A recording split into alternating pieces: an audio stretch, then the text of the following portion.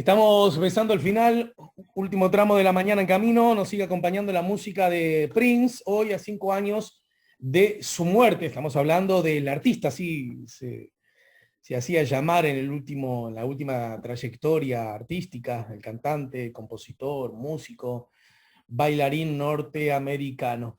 Algunos mensajes han llegado muchísimos a lo largo de toda la mañana. A ver si puedo leer alguno. Hola Ale, ¿qué opinás sobre esta muchacha que todos los días está teniendo este tipo de conductas en el transporte? ¿Qué se deberían hacer? ¿Qué se debería hacer? Lo dice Aquaman. Ah, sí, es un video viral que muestra a una muchacha que no se coloca el tapabocas y que discute con la gente. Bueno, yo no soy médico, por supuesto, pero he tenido amigos, familiares, vecinos, los sigo teniendo, amigos, familiares, vecinos, y yo diría que es una persona que tiene problemas de otra naturaleza, ¿no? En todo caso, si al ómnibus sube alguien que es obvio que está un poco desajustado de ciertos parámetros que incluyen además aspectos de salud, estoy tratando de ser delicado a los efectos de emitir un juicio, y si en el ómnibus estamos todos con tapabocas y llega alguien que además tiene la mala dicha de sufrir cierta patología, bueno, en lugar de corretearla y pelearla y adjetivarla y mandar una serie de epítetos, diríamos que quizás en algún momento conviene tener algo que los religiosos saben bastante y que yo abrazo eso, y cierta piedad y cierta misericordia. Pero bueno, en fin, me permito con todo respeto preguntar al señor diputado, ¿no quedó nada en la caja chica por culpa de la pandemia? Lo dice Gladys y Shangri-La. No me doy cuenta a qué refiere Gladys, porque el concepto caja chica, si quedó algo más para gastar o si alguien lo utilizó mal. La verdad, lo leo porque siento la obligación de hacerlo, pero no termino de entenderlo. En todo caso, Gladys lo aclarará. Para muchos uruguayos el mañana no existe porque más de 1.700 murieron por COVID y económicamente ya están muy sumergidos. Un desastre, no compares, hagan.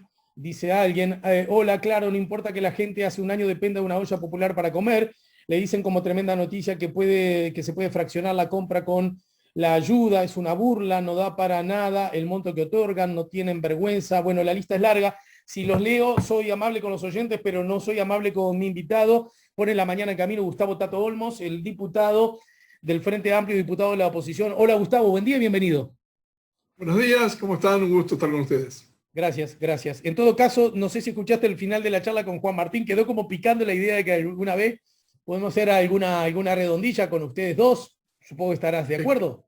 Escuché absolutamente, con Juan Martínez se puede dialogar y discrepar en términos absolutamente democráticos, o sea que a las órdenes cuando quiera para charlar sobre cualquier tema. Bueno, ayer 4 secretarios de Estado, unos minutos antes que empezara el partido de fútbol, dieron algunas noticias acerca de herramientas, medidas en el marco de esta emergencia sanitaria, que como no puede ser de otra manera, salpica, por supuesto, invade lo sanitario y eso salpica lo económico y por ende lo político también. Primeros comentarios acerca de, ya sé, vos sos integrante de la oposición, por lo tanto vas a decir, bueno, el trillo de las medidas son en líneas generales compartibles y adecuadas, muchas de ellas las hemos reclamado nosotros, incluso algunos de los propios socios del gobierno. La gran diferencia que tenemos es que llegan un tanto tarde y aún así son insuficientes. Gracias, Olmos. Hasta mañana. ¿Dónde hiciste el curso de ventrílocuo? Mirá, peso no, pero altura como para hacer chirolita tengo. No, está perfecto. A ver, en líneas generales sí es eso. Nos cuesta todavía hoy, seguramente en el correr de la tarde podamos tener más elementos, porque las medidas fueron anunciadas muy en términos generales y no sabemos este salto de 540 millones de dólares que estaba anunciado a los 900, que se concreta. Es una práctica habitual del gobierno que hace o sea, la semana pasada anunció que las medidas económicas, después le anunció que iba a ser el martes y el martes anuncia que titulares y que el miércoles la vamos a tener con mayor detalle. O sea, el anuncio del anuncio y después el anuncio de lo anunciado es una dinámica en la cual el gobierno se mueve muy bien.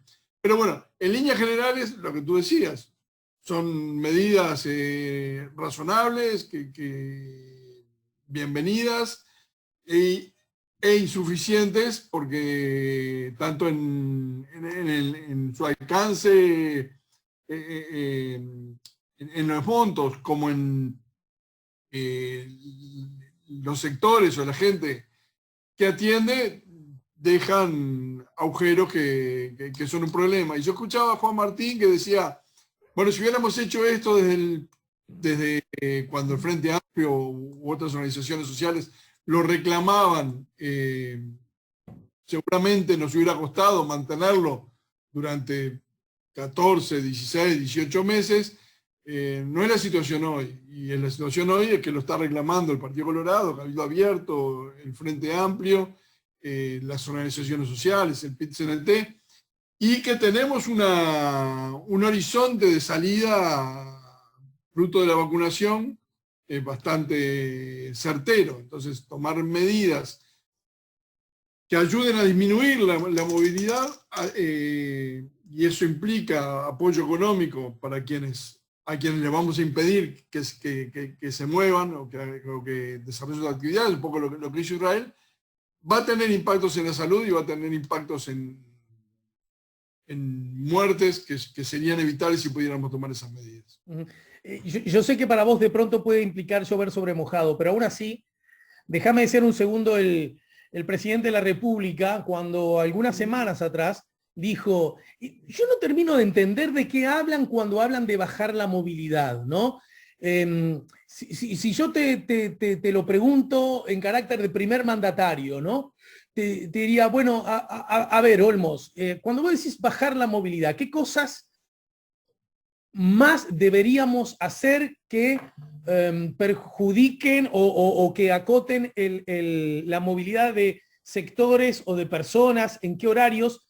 Porque, y completo, es irremediable que cada vez que alguna voz habla de bajar la movilidad, como respuesta casi automática surge, nosotros no queremos un Estado policíaco, no queremos toque de queda, no queremos medidas prontas de seguridad.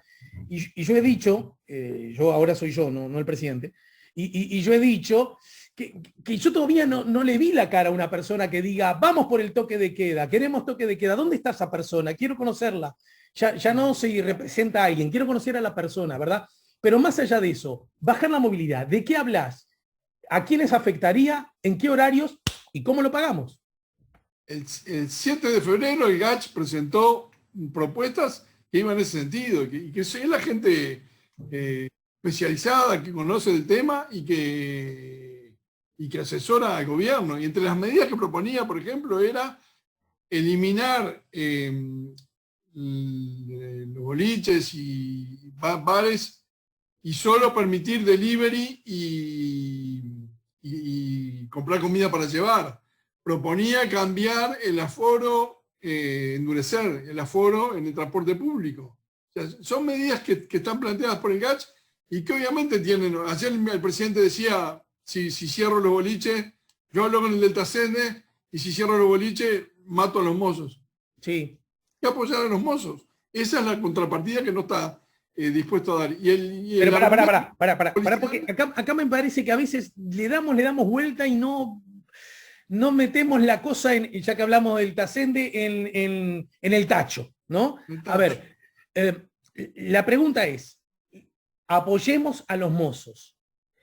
¿De qué modo? Por ejemplo, ayer ya se conoció, el mozo para ir a un seguro de paro ya no necesita 6 meses, se alcanza con que haya sido contratado un mes atrás, según lo que creo haber entendido. Que me gustaría ver el número de eso, porque habría que ver cuántos bares en el último mes contrataron nuevos mozos, pero bueno, en todo caso, ¿verdad? Ese mozo iría al seguro de paro.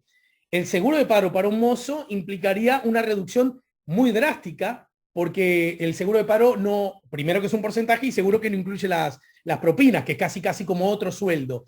Entonces el Estado tendría que darle un sobresueldo a ese ingreso. ¿Y qué pasaría con el dueño del boliche, el señor Trascende? Y eso, sumado y multiplicado por tantas actividades, estaríamos hablando de un volumen de dinero que, ponele, ¿quién terminaría pagando? ¿Por deuda? Y cuando lo paga por deuda, lo pagan las generaciones futuras. ¿Estaríamos llevándole un problema a nuestros hijos y a nuestros nietos? Y otra cosa, y no correríamos el riesgo por el aumento del déficit fiscal de perder el grado inversor. que la propia izquierda, obtenido durante el gobierno de la izquierda, nos hizo entender que era una cosa no superflua y que era una buena noticia de la perspectiva macroeconómica?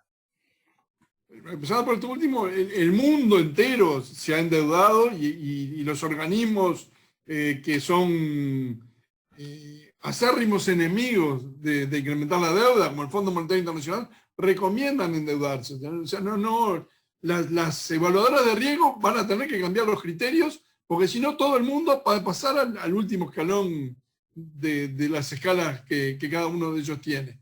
Y el país tiene fortalezas financieras y capacidades de endeudarse holgadamente y a tasas muy bajas. El gobierno, hay un problema que usa como dos criterios, porque cuando hablamos de plata, usa la analogía de la familia, ¿no? Yo no puedo gastar más de lo que tengo. Pero cuando hablamos de la salud y las medidas que hay que tomar para la pandemia, no usa la analogía de que si tengo un hijo enfermo, me endeudo y lo curo y después veo cómo lo pago. Ahí la lógica es otra. Entonces, yo creo que habrá que estudiarlo caso a caso, y estamos con el ejemplo del mozo, seguramente requiera algún apoyo adicional, y el mozo algo va a tener que perder, tampoco es que tener la misma condición de vida que cuando está trabajando. Hay medidas que hay que tomar respecto al dueño del boliche, como hay que tomar con respecto a las agencias de viaje y a tantas otras cosas. Y hay que empezar a pensar el día después, que eso es otra de las cosas que falló ayer. O sea, cuando el Ministerio de Turismo, por poner ejemplo, plantea el día antes que va a haber un salvataje del sector, y lo que plantea son medidas que más o menos ya estaban y que no mueven demasiado la hoja, pero sobre todo que no tiene ninguna hoja de ruta de qué hay que hacer para reactivar ese sector, ahí es que tenemos un problema. Bien, en ese contexto, hay otro asunto sobre el cual se habla mucho a propósito de la famosa reducción de la movilidad, y que tiene que ver con que reducir la movilidad no solo implicaría que a esas personas habría que darle una respuesta de carácter económico, sino que también ese movimiento ayuda a que la caída de la economía sea menos pronunciada. El año pasado la caída de la economía fue muy grande, ¿no? La pregunta es, esa caída, esa persona yendo al boliche, al Tasende, le estamos mandando una publicidad al Tasende, yendo al Tasende implica que ese mozo igual tenga su laburo, que tenga su propina, que el dueño justifique tener la puerta abierta, pero que también haya como un movimiento económico, porque la persona que entró comió, dejó su dinero, y eso parece ser una buena noticia de la perspectiva también de la macroeconomía. Si bajamos subrayadamente eso, no corremos riesgo también de afectar el crecimiento económico, o dicho de otra manera, aumentar más las posibilidades de la caída económica. Vamos a afectar el crecimiento económico, no hay duda. El problema es que todo ese razonamiento que vos haces omite que estamos en el peor momento de la pandemia. Entonces, hay una realidad que rompe los ojos, que es que la cantidad de contagios y la cantidad de muertos que tenemos a raíz de los contagios, y ahí es matemática, ¿no? Se contagian tantos, entonces tantos van a ir a CTI, tantos se van a morir. Y no es que todas sean muertes evitables, evidentemente, pero algunas sí, un porcentaje sí. En la medida que yo bajo el contagio y bajo la circulación comunitaria del virus, reduzco las posibilidades de que la gente se enferme y por lo tanto muera a raíz de esto. Y es la estrategia que han tomado todos los países. O sea, no hay país del mundo que haya salido sin tomar medidas de reducción de la movilidad. Y volviendo al estado policial, no son estados policiales Israel, Nueva Zelanda, Australia, un conjunto de países que han tomado este tipo de decisiones. Y de vuelta a la contradicción. En el discurso se plantea el tema del estado policial, pero por otro lado se quiere aprobar un delito de peligro por el solo hecho de salir de circular, soy pasible de convertirme en un delincuente. que podría estar bien si lo acompañamos de darle las herramientas para que la gente no tenga que circular. Ahora, si mi opción es salir a buscar el mango o quedarme en casa muriéndome de hambre, voy a salir a buscar el mango. Sí. Y me voy a convertir en un delincuente. Y eso no es visto como Estado policial. Admito, Tato, que viéndolo de afuera, si pudiéramos hacer ese difícil ejercicio, hay como dos grandes contradicciones o dos miradas un tanto hemiplégicas. Y podría decirse que una le compete al gobierno. Pará, gobierno, ¿cómo me hablas de Estado policíaco? ¿Cómo me hablas de medidas prontas de seguridad? ¿Cómo me hablas vos de toque de queda? Si ya todos los uruguayos, motivados por medidas que tomó este gobierno, ya el año pasado vimos una actividad inmensamente más reducida que la que existe ahora, y en ningún momento se le acusó al gobierno de ser un Estado policíaco, ni totalitario, ni la mar en coche. Es más, sin necesidad incluso de ley. Hasta ahí estamos de acuerdo, ¿verdad? Pero eso tendrá que responderlo. Ahora mi hemiplegia. Ahora la tuya. Pero es la otra. ¿Pero cómo, muchachos? Ustedes me están hablando que es necesario reducir la movilidad y las normas que de alguna manera apoyan esa lectura, la de no aglomerarse, la que les daría herramientas a la policía, que están vigentes por otra parte, sin el voto del Frente Amplio, para que la policía disuelva las reuniones, dándose de bruces con un precepto constitucional tan preciado, pero que en este contexto bien puede sostenerse que es excepcional, para que de alguna manera aglomerarse y es de poner en riesgo la salud propia de los demás y por lo tanto de toda la República pueda ser sancionado. Esas cositas ustedes, sin embargo, se oponen, pero entonces también luce como un gesto un tanto contradictorio y un tanto hemipléjico. A ver, el Frente votó prácticamente todas las medidas que vinieron al Parlamento en relación a la crisis sanitaria, y muchas de ellas las sacamos en el día en las dos cámaras, pasando por diputados y senadores, sin necesidad de declararlas de urgente consideración ni ningún tipo de cosa de esas. El Frente Amplio está de acuerdo en que hay que bajar la movilidad, que las aglomeraciones no hay que hacerlas y que hay que combatirlas. Lo que hubo con respecto a la ley de aglomeraciones fue una discrepancia de cómo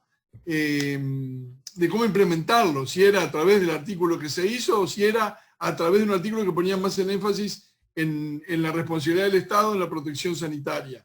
No había, incluso Gandini decía, estamos diciendo lo mismo, no entiendo, él decía, no entiendo por qué no lo votan, y en realidad la discrepancia era cuál era la herramienta jurídica para lograr el objetivo de bajar la movilidad.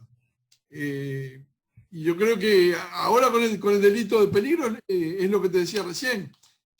El Frente Amplio incluso presentó un proyecto el año pasado, en abril de haber sido en diputados, que iba en ese sentido. Lo que pasa es que lo acompañaba de lo otro. Decía, si yo impido la movilidad, pero no le doy instrumentos a la gente que no puede movilizar, que no tiene sustento si no se moviliza para quedarse en la casa, en realidad lo que estoy haciendo es criminalizando la pobreza. Pero pará un poquito, Tato, acá te tengo que parar, porque en realidad alguien podría decir, de hecho se ha dicho, me siento solo un recopilador de enunciados ajenos, porque no se me está ocurriendo nada nuevo,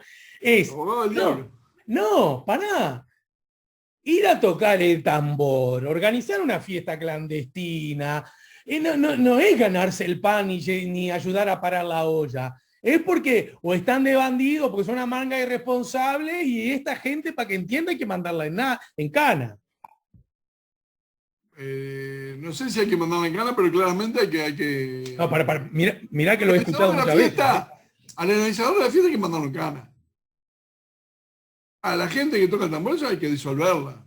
No... Bueno, pero quiero decir, pero entonces... Pero convertirlo en delincuente, mandarlo preso por tocar el tambor, parece un exceso. Está bien. Bueno, yo también creo eso, por supuesto. Lo que sí parece ser claro, que no aplica esa aglomeración de carácter recreativo social como una aglomeración que esté en ancas de me estoy ganando el peso y corro riesgo para llevarle el morfi a mis hijos. En absoluto. Y prohibir eso es, y efectivamente tomar las medidas para que no ocurra, porque una cosa es la legislación y otra cosa es la gestión, ¿no? La disolución de ese tipo de cosas, hay que hacerlas. Y en eso el Frente Amplio no se opone ni nunca lo ha criticado. Puede haber habido algún... No, pero no votaron con el gobierno las normas y no estarían dispuestos a votar el delito como delito sanitario ahora en la discusión que se viene, ¿no? Pero no lo votamos por lo que te decía, por cuál era el instrumento legal, pero no porque tuviera un cuestionamiento al fondo del asunto, a la necesidad imperiosa de bajar la movilidad y en el marco de eso impedir las aglomeraciones. Frente Amplio en eso no tiene problema. Y respecto al de ahora, lo que vuelvo a decir, creo que por tercera vez, el punto ahí es asegurar no te solo la pata de la represión, si no te dejo movilizar, moverte, sino que además tengo que darte el instrumento para que puedas sobrevivir en ese confinamiento. Sobre este asunto último, alguien podría decirte, alguien identificado con el gobierno, podría decirte, no, pero el instrumento ya se creó el año pasado, lo estamos prácticamente duplicando este año, me apoyo en los anuncios hechos por la ministra ayer, y son instrumentos que estamos llevando a cabo, incluso dándose bruces con nuestro precepto electoral, en el sentido que íbamos a bajar el gasto, lo hemos tenido que aumentar, hemos tenido que empeorar datos a propósito del déficit fiscal, que ustedes lo dejaron muy mal,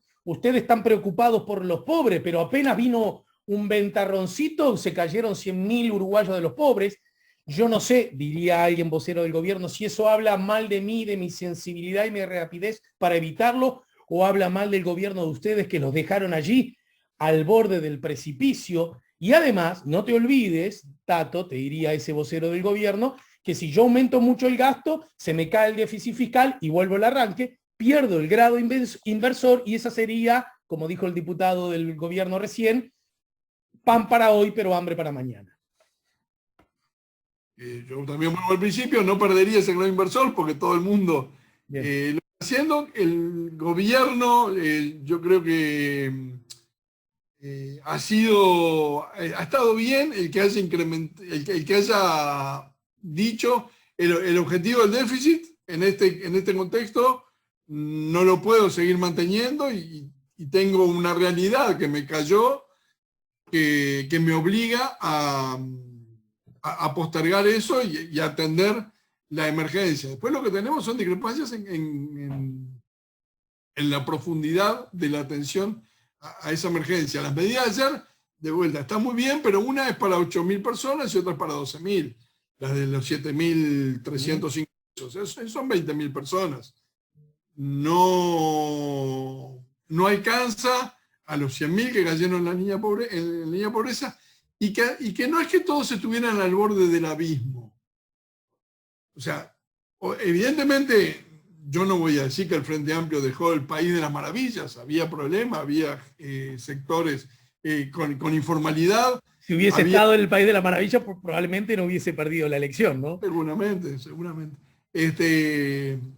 Había sectores complicados, pero había otros que tenían un medio de vida razonable y que se sustentaban, que eran informales, que es distinto que eran pobres, y que su actividad de un día para el otro se derrumbó.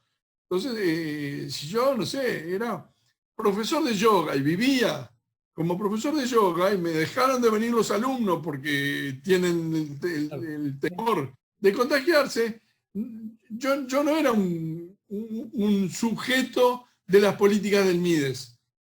Pero de un día para el otro se me cortó la actividad, como se le cortó a los que tenían, incluso que tenían un capital, tenían una camioneta para transportes escolares, y dejó de haber transportes escolares. Entonces esa persona pasó de no necesitar el apoyo del Estado a una situación en la cual pasó a cero ingreso. Y eso requiere apoyo del Estado para poder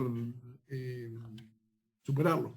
Para terminar, solo por hoy, ¿de acuerdo? Porque además quedan muchos, bueno, como es obvio, muchos otros temas que abordar, muchos, incluso desde la perspectiva de la propia acción política del Frente Amplio, bueno, en fin. Para terminar, ¿tú sos de los que crees que si el Estado a través del gobierno hubiese, mejor dicho, el gobierno a través del Estado hubiese aplicado medidas de intervención directa en los sectores, estos que aludiste y muchos otros, más frágiles, que perdieron de un día al otro la casi totalidad de sus ingresos y que provocaron, tal como decía la academia, el Instituto de Economía en particular, que iban a caer 100.000 uruguayos a la pobreza, cosa que se confirmó? Si hubiese tenido otra actitud, ¿Uruguay hoy exhibiría menos número de pobres? ¿Hubiese sido posible eso? Sí, por cómo se mide la pobreza hubiera sido posible. La pregunta que te quiero hacer, Tato, vos que conversás día a día con los tuyos y con los adversarios políticos hoy en el gobierno, ¿cuál es la razón que le ha impedido al gobierno, crees tú, ejercitar esa herramienta que según el economista de Rosa no hubiera llegado a medio punto del PBI, advirtiendo que es algo importante, pero no algo inmensamente lejano ni alcanzable? ¿Qué es lo que pudo haber frenado al gobierno sacando la explicación demasiado sencilla y creo yo injusta de que al gobierno, a los gobernantes no le preocupa que haya pobres? Es decir, ¿dónde puede estar la matriz, según tu mirada, de esa acción, o mejor dicho, inacción política? Yo no voy a cometer la barbaridad de asegurar, de decir eso, que al gobierno no le importa que haya pobres, a cualquier gobierno le importa que haya pobres, y uno no tiene por qué presuponer las peores intenciones de nadie. Yo creo que por eso estuvo descartada esa idea, ¿no? Claro. Uno es